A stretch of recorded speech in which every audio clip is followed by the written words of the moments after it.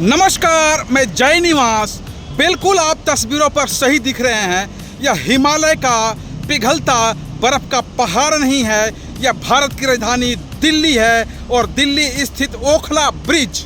जैसा कि आप तस्वीरों में देख रहे हैं, मैं आपको स्क्रीन और बड़ा करके दिखाता हूं। यह रहा ब्रिज का पूरा सीन और यहाँ से देखिए बर्फ के टुकड़े कैसे पिघल के बाहर आ रहे हैं। आपको सच बताऊं तो यह बर्फ का टुकड़ा नहीं है। एक बार फिर मैं आपको यहाँ लिए चलता हूँ।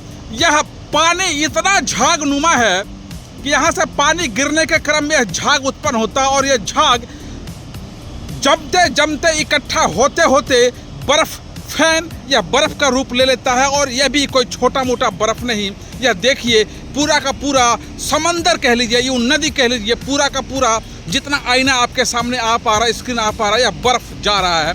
और यह बर्फ को रोकने के लिए, इस झाग को रोकने के लिए पूरा प्रशासन सरकार यहाँ तैनात है। पूरा केमिकल के डब्बे, केमिकल लेके तैनात है, नाव बोट सबसे तैनात है। बावजूद इसके बर्फ है कि यह रुकने का नाम नहीं ले रहा, बर्फ पिघलने का नाम नहीं रहा, झाग बंद होने का नाम नहीं ले रहा है। यह ओखला बैराज है। यहाँ कुछ दिनों बाद अभी छठ व्रती आएंगे, छठ करेंगे और इसी झाग में आस्था के पर्व के नाम पे पूर्वांचलियों का छठ पर्व है।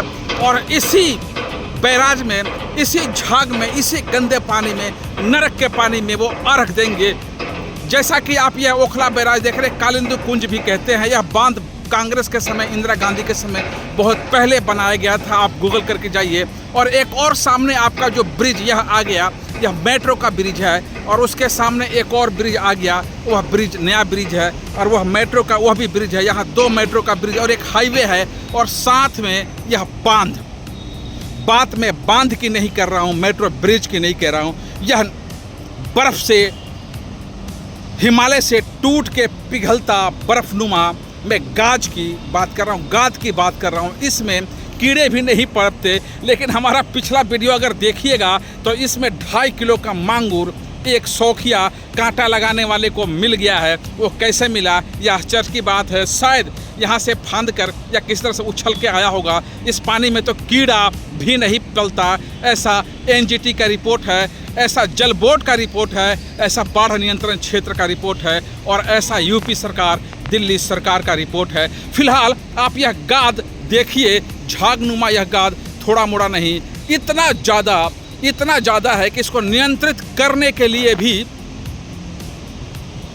दिल्ली सरकार के विभाग, यहाँ देखिए टैंकर के टैंकर, गैलन के गैलन वह केमिकल ला के रखे हैं, जिसे छिड़काव करने से झाग बनना कम हो जाता है। लेकिन झाग की मात्रा इतनी ज़्यादा है कि झाग कम होने का नाम नहीं ले रहा है। और इसी जगह पे हर साल लाखों छठ व्रती आते हैं, छठ पूजा करते हैं। जैसा कि अभी मेट्रो की आवाज़ सुनाई दे रही है, चूँकि हम बहुत नीचे हैं इसलिए वह मेट्रो दिख नहीं रहा है।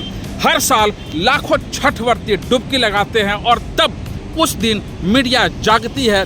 बाकी दिन मीडिया या तो पालतू मीडिया के कैटेगरी में होती है या गोदी मीडिया बनी रहती है। लेकिन हम भी कुछ नहीं कर सकते, खबर दिखाने के अलावा हमारे पास और कोई दूसरा राइट नहीं है। यह गगनचुंबी इमारतें, उस पार आप जो देख रहे हैं, यह यूपी का क्षेत्र लग जाता है। और नदी, यमुना नदी, यह दिल्ली और यूपी दोनों क्षेत्र में आता है। कहा जाता है कि कभी कृष्ण भगवान इसी यमुना नदी में नहाया करते थे, गोता लगाया करते थे, तैरा करते थे, अटखेलिया खेला करते थे। और वह देखिए कृष्ण भगवान की नदी आज कितनी काली है। आपको एक और जानकारी मैं दे दूं, यह नदी, यमुना नदी दिल्ली में कम से कम 42 से 46 किलोमीटर की दूरी तय करती है।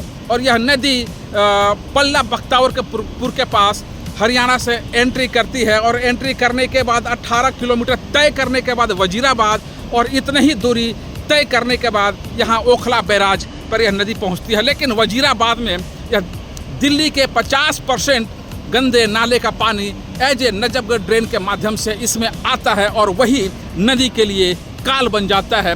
वजीराबाद से पहले नदी बिल्कुल साफ स्वच्छ है, जिसमें आप नहा सकते हैं। हमारे पहले के रिपोर्ट में आप इसे देख सकते हैं। लेकिन वजीराबाद के बाद नदी यह नरक हो जाता है, नाला हो जाता है, पानी इतना मैला हो जाता है चूँकि वहाँ से नजफगढ़ का ड्रेन सीधा सीधा गिरता है। जैसा कि हमारे पहले रिपोर्ट में मैंने आपको बताया है, वजीराबाद और सिग्नेचर ब्रिज के बीच जो नजफगढ़ ड्रेन यहाँ गिरता है, उसके वजह से नदी का हाल बिल्कुल मृत प्राय है। मृत प्राय नहीं, मरा हुआ है। जीवित अवस्था में यह देख सकते हैं, यह नदी नहीं बिल्कुल नाले के रूप में बह रहा है। और इस तरह से अब यहाँ से आगे कुछ किलोमीटर दूरी तय करने के बाद यह सरिता विहार, मूलड़बंद और धीरे धीरे आगे चल के यूपी में चला जाएगा।